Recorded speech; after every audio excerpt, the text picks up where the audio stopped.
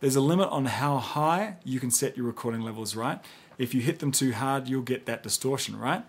However, setting your levels way down here so that you're safe from that stuff is not a good move here, as we just saw in that video. In any signal chain, you have a certain amount of noise down here from your mic preamp cables and interference and from lighting and so on. Could be basically anything. Your job from rule number 1 is to get a clean signal.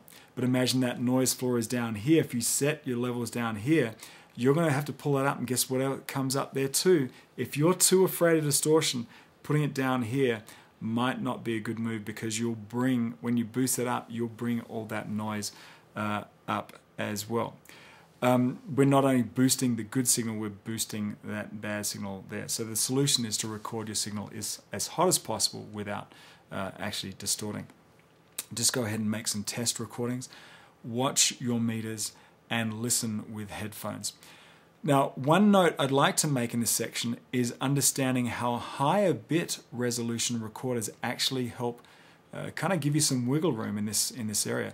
Many recorders, and in fact the city standard, are 16-bit. That means the amplitude of the waveform is plotted at any particular point at over 65,000 different levels. If I was to make up something like a 17-bit recorder, that would be twice the resolution of that. It's kind of like the checkerboard that we saw a moment ago. Add a bit and it doubles the resolution. Well, if you do the math, then a 24-bit recorder has over 250 times the resolution of a 16-bit recorder. Well, you might say, so what? Well, let's take an analogy that we're all familiar with, and that is digital cameras. Back in the day, the first round of cameras were around 1 megapixel, and they looked fine on a computer screen.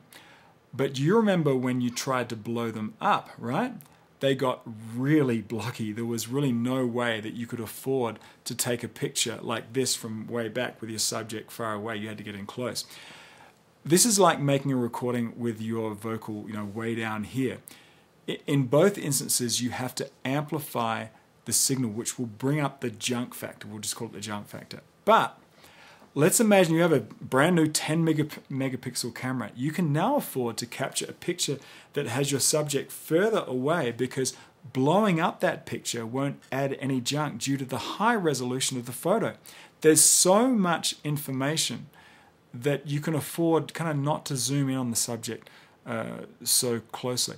Same thing with a 24-bit recorder with so much resolution, over 250 times that of a 16-bit one. You can afford to record at a slightly lower recording level, because amping it up later won't bring in as much junk as a 16-bit system.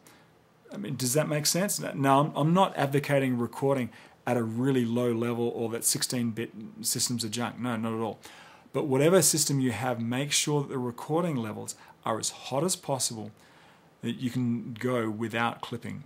I'm just saying that you can afford to leave a little bit more breathing room on a 24-bit system than a 16-bit one. I hope that I kind of made that clear. In the same way that you don't have to sweat the framing of a subject on a 10 megapixel camera as much as you do on a 1 megapixel one.